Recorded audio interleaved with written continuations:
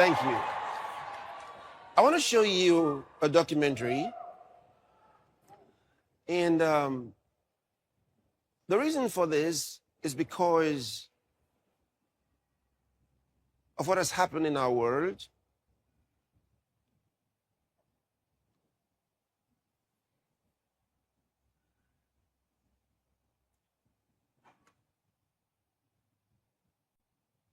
Many of us may not realize how we were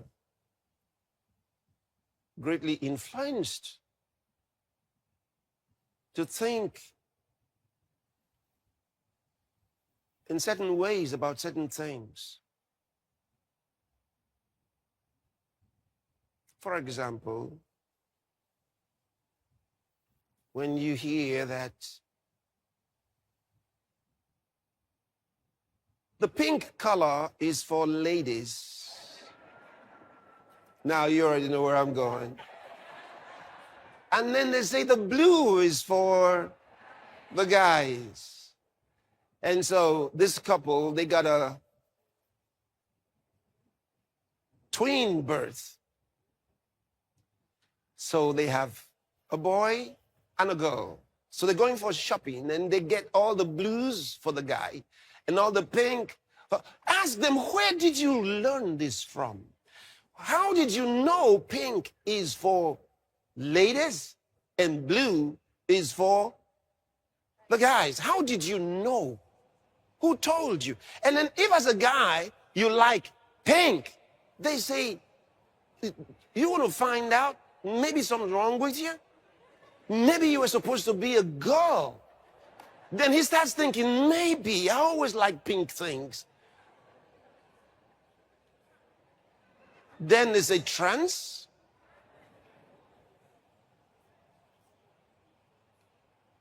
And then any girl who likes blue things, they say, watch out now. Something's wrong with you.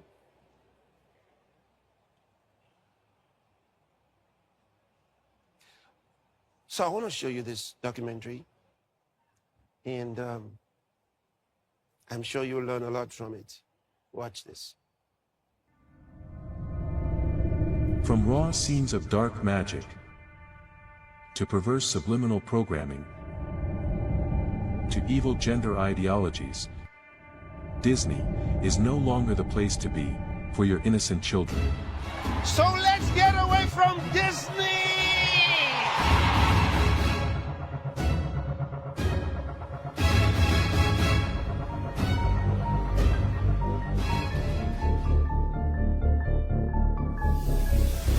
When people hear the name Disney, many think about the man Walt Disney, some others think cartoons, yet some others think about Disney World. Well, Disney is a multi-billion-dollar corporation with a pervasive ownership of a wide network of media companies, including Fox Entertainment Group, National Geographic Partners, ABC News, ESPN Incorporated.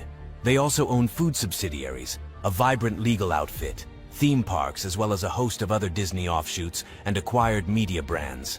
For over a century, this syndicate has installed itself as a powerful force of influence in ways too many to number.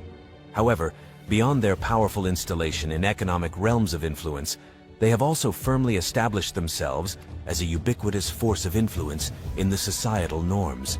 And this has been effectuated through a well-intended and carefully crafted indoctrination agenda on generations of people. According to the Britannica Dictionary, to indoctrinate means to teach someone to fully accept the ideas, opinions, and beliefs of a particular group, and to not consider other ideas, opinions, and beliefs. The indoctrinator in this case is Disney. In effect, they have firmly installed ideas, norms, beliefs, and cultural ideologies in the minds of many for over a century. In my opinion, the most insidious thing Disney does is that they own real estate in your kid's brain, and they kind of will forever. It never leaves their brain. For example, all these grim fairy tales, all these public domain stories, if you were to say Snow White, if you were to say Alice in Wonderland or Cinderella, most of the time what you conjure up in your head is an intellectual property owned by the Disney Corporation. It's not the public domain version of Alice. It's like the Disney version of Alice. Yep. And the more they do that, the more that they literally own thoughts in your head that they can monetize and you can't. Yeah, it's weird that a corporation has monopolized our imagination. This is beast. Ironically, Disney was founded by men with religious upbringings, and its initial works were simply depictions of cultural fairy tales that taught good moral lessons. But sadly, this empire has long metamorphosed into a corrupt corporation which wields an evil wand of colossal deception and indoctrination. Unfortunately, its primary targets are children. You know, those who started Disney were very religious. And they were actually godly people. But in the process of time, with so many changes, until we got some of the most irreligious leftist radicals owning and running Disney. I grew up with The Wonderful World of Disney on Sunday nights, and you curl up with a blanket with your family and watch a great Disney movie, and that company doesn't exist anymore. Disney was absolutely synonymous with trust. There's all this other stuff out there, but Disney was okay. And now that company doesn't exist anymore, and we don't trust them, and we don't want that agenda necessarily preached to our children. Walt Disney was committed Christian. He was baptized. And I want to read to you something that really is a fact. Listen to this. Walt Disney was a committed, baptized Christian who said, quote, "All I ask of myself is to live a good Christian life, and toward that objective, I bend every effort in shaping my personal, domestic, and professing activities and growth. I have watched constantly that in my work, the highest moral and spiritual standards are upheld." He was a generous giver to the Jewish causes, and he was honored by B'nai B'rith, the Jewish organization, as the Man of the Year. When corporations or companies begin to open the doors to leftist individuals and activists, because like a Trojan horse, he said they'll come in and they'll destroy the company. Dennis Prager, another conservative author and speaker I respect dearly, you know what he says? He says, everything that the left touches, basically, is ruined. In the wake of the corruption of this global conglomerate, certain deceptive ideologies have been programmed into the minds of many, consequently giving rise to learned behaviors in line with Disney's programming agenda. Beginning with seemingly simple things, such as color and gender segregation. Have you ever heard the phrase, pink is for girls and blue is for boys? You know where they got it from? Disney. They got it from Disney. And so with these little children growing up, blue for Junior, and pink for Cheryl. Okay. So she starts liking pink. He starts liking blue. And then their friends come to visit, and they carry it to the next house. And we keep spreading it. Pink is ladylike. So if you're a guy and you have pink, they say, ha. Now let's wind back the clock back to the 19th century. In those times, both boys and girls were dressed in dresses, predominantly in white. This might seem unusual to our modern sensibilities, but it was done for practical reasons. White clothes were easier to bleach clean, a major consideration in a time before modern washing machines. And dresses, regardless of child sex, allowing for easy diaper change. During this period, there wasn't much emphasis on distinguishing genders among young children, and they were often depicted in art and photos wearing frilly white dresses, almost indistinguishable by our standards. However, as we moved into the early 20th century, retailers started to experiment with the concept of gender-specific clothing. This was when color started playing a major role in differentiating boys and girls' outfits. Pink was originally associated with boys and blue with girls. This information comes from various trade catalogs and fashion write-ups from that period. For instance, a 1918 publication from the trade publication Earnshaw's Infants Department stated that pink, being a stronger color, was suitable for boys, while blue, being delicate and dainty, was prettier for girls. However, this association didn't stick around for long. Somewhere in the mid-20th century, the color swapped genders. This gender segregation by colors exploded in the mid-20th century, with Disney's marketing and merchandising strategy, which heavily marketed pink as the signature color for girls and the color blue for boys. Franchises, like Cars, these were often segregated in Disney stores with pink aisles for princesses and blue aisles for action figures. This further reinforced societal norms, until it became a deeply imprinted programming in the minds of many, to associate pink with girls and blue for boys.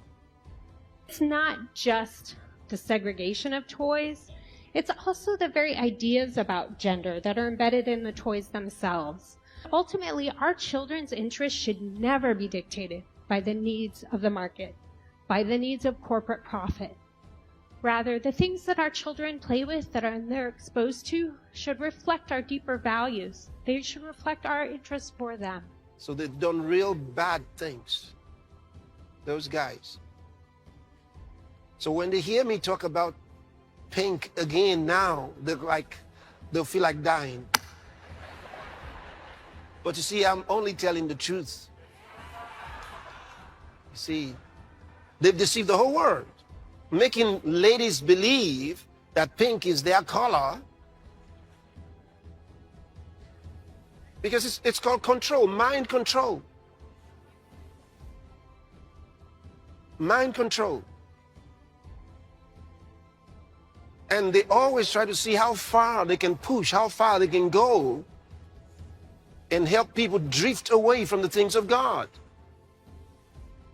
That's what they've done for many years now. So like in the 2000s, if you went to Walmart or Target or your big box stores, you'd have pink princess aisles for girls. Yeah. And you'd have the blue military-driven masculine toys for boys. Exactly, soldiers and stuff. Yes. So I kind of like wrote about princess programming for girls and warrior programming for boys because, you know, Disney is a military industrial partner, if not completely a corporation for the military industrial complex, and they want to make soldiers. And this has to do, in my opinion, and a lot of other people's opinion, with mind control. The American Psychological Association, APA, describes mind control as the systematic manipulation of an individual's thoughts, beliefs, or behaviors through psychological techniques.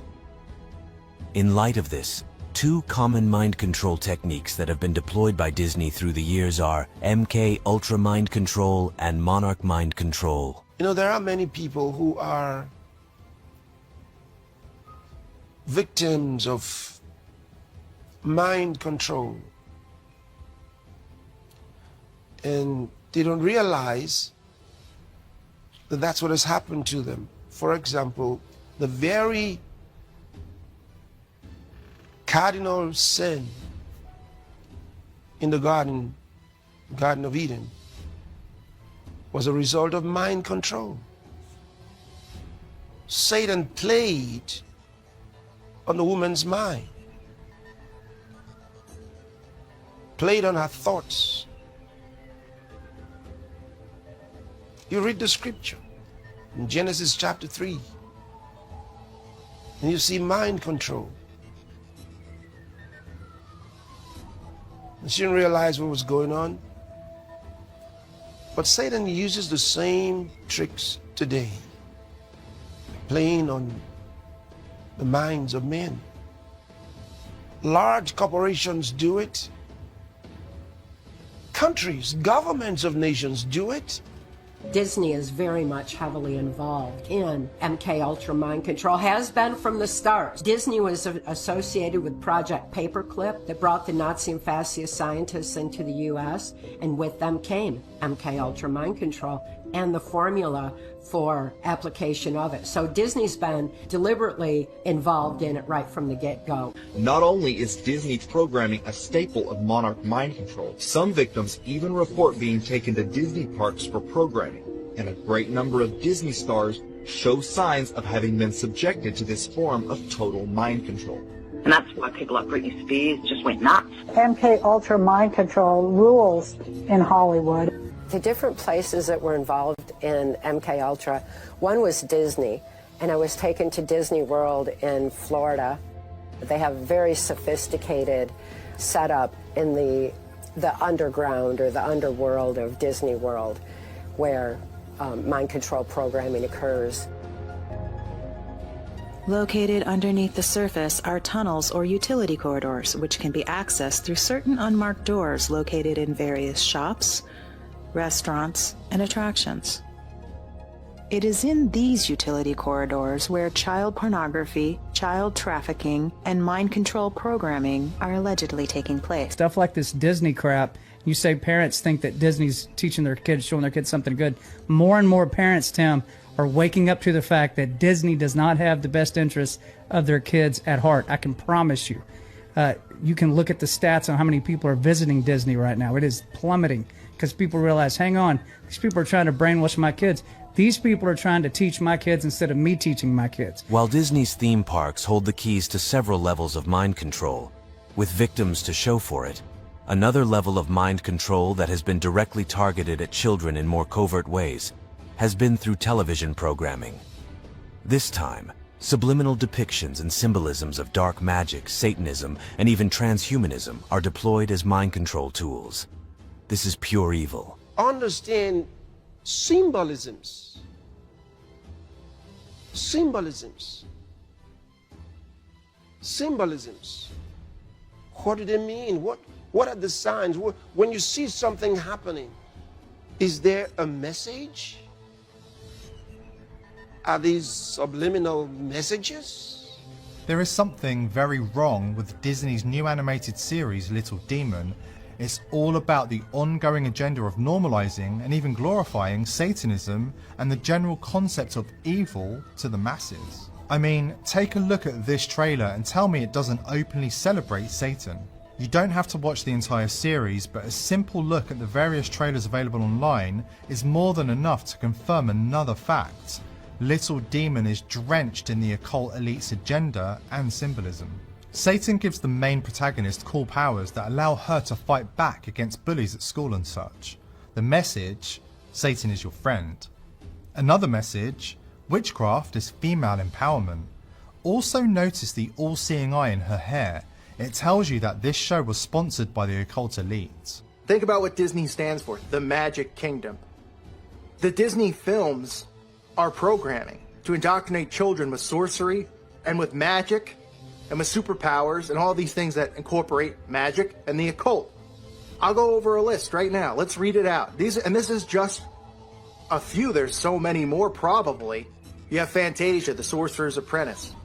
Fantasia the movie is a magical spell in which the Disney Corporation casts on the entire world in order to create something that is just fiction or magic and makes it real. And even magical rituals, they tend to gain more power the more you do them over and over. So every time someone puts on Fantasia or any Disney movie, it's really just repeating a magical incantation and making it stronger. Well, these particular cartoons contain messages that are in some cases very difficult to discern and in others very blatant.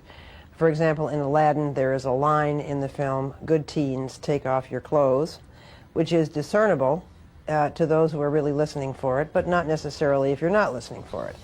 So how's our little Bo doing? Come on, good tears. Take off the down. Wait. But you didn't know that it was there. You wouldn't hear it. The other movie, Beauty and the Beast. There, a nude woman pops up a few times in the background of Beauty and the Beast, filled with subliminal messages. Your kids are watching it, and their mind is maybe not even seeing it, but it's going into their subconscious. Words flashing on the screen over and over. sex, nudity, filth, just all the smut is just coming on the screen.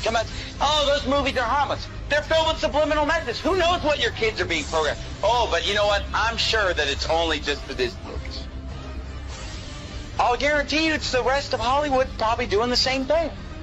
And these Disney movies, at first when I was a teenager and somebody showed me this, I thought it was just a couple movies, a couple scenes, but As time has gone on, I've realized that virtually every Disney movie is packed with hundreds of subliminal messages to program the minds of your children.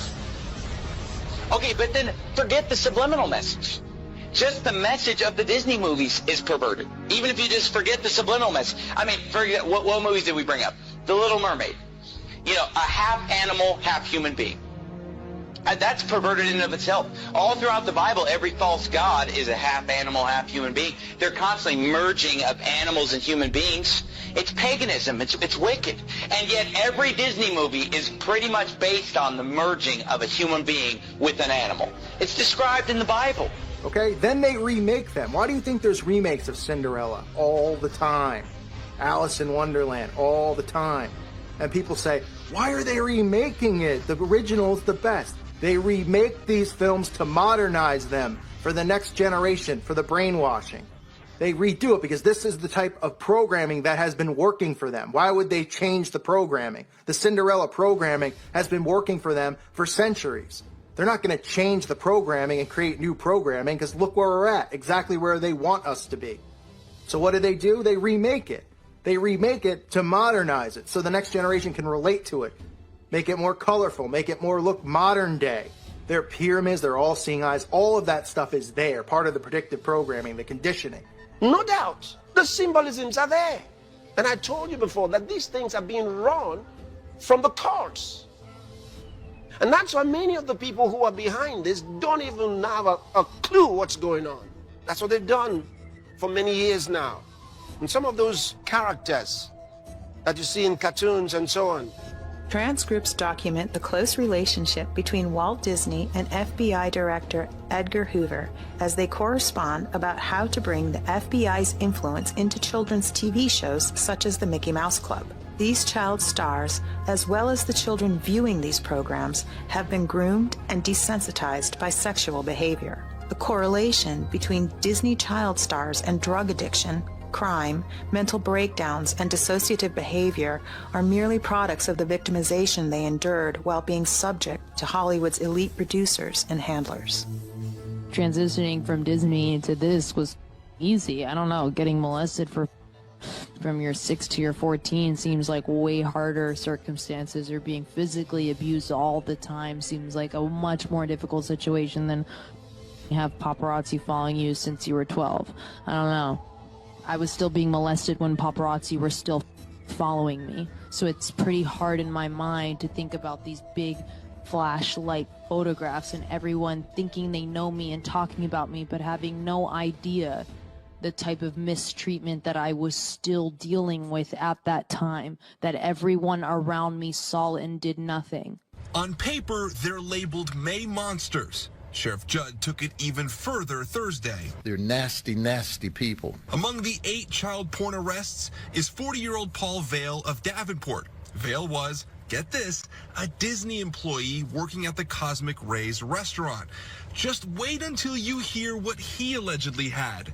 Brace yourself. He was a sadomasochist. There was photographs where they had tied up babies in preparation for sexual battery. Vail faces a whopping 540 counts of child porn. That's 540 felony charges. Well, why do people like Paul Vail work at Disney? Because that's where the children are. And they want to be around children. The long line of people who have come through the Disney programming. Why do you think that is? Why do you think Britney Spears and Justin Timberlake, why do you think all these people start at Disney, okay? Then they get pushed out of Disney, go into mainstream and become big stars. Because they get your children to see them as cookie cutter and clean so that you as a parent are supportive. You say, ooh, look at Britney Spears here. She's a nice girl in the Mickey Mouse Club. The kids become fans, right? Hannah Montana, the kids become fans. And they feel like they're growing up with her. Then they send her out of the Disney programming, into the mainstream media. And her attitude changes. The way she dresses changes. She becomes sexual. Your children are now growing up with her. Now they're getting older. Now they're dressing like that. Now they're following him. Right? They get them to worship these false idols because they can relate to them. They're the same age, right? Ooh, Britney Spears understands me. I grew up watching Britney Spears. right? Then Britney Spears' programming changes. She goes from being a princess to being a whore, right? Why do you think that is? Or Miley Cyrus, right? She goes from being cookie cutter to being a demonic entity on TV, dressing like a demon, pushing sex, pushing drugs in her music and alcohol and all that stuff. Because they get the children to start following these people, and then when they push them out into the mainstream, they'll change the way that they appear. They'll make them more adult, okay? The children are now teens. The parents can't control them anymore.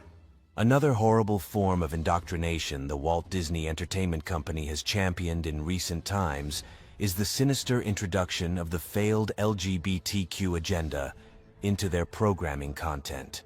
In a leaked video from an internal meeting with Disney's top executives, this much was exposed. I don't have to be afraid to, like, let's have these two characters kiss, let's in the background, like, I was just wherever I could, just basically adding queerness. This is Carrie Burke, who is the president of Disney.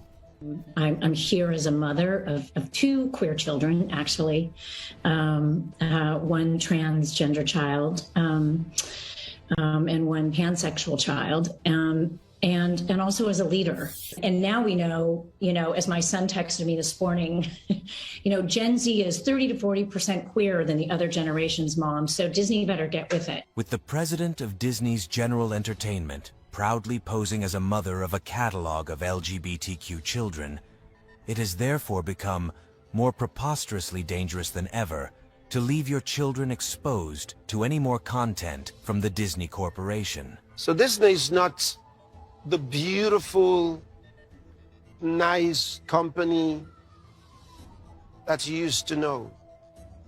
Lots of things have changed. So while Disney continues to toe the line of negative programming and indoctrination of innocent children to pervert their young and impressionable minds, we must now more than ever be more vigilant and arm our children with the truth of God's word, packaged in pure, healthy, godly content for children, as this would be their ultimate shield against the destructive onslaughts of the adversary in his quest to lead them down the paths of darkness and destruction. Behold, children are a heritage from the Lord, Psalm 127 verse 3,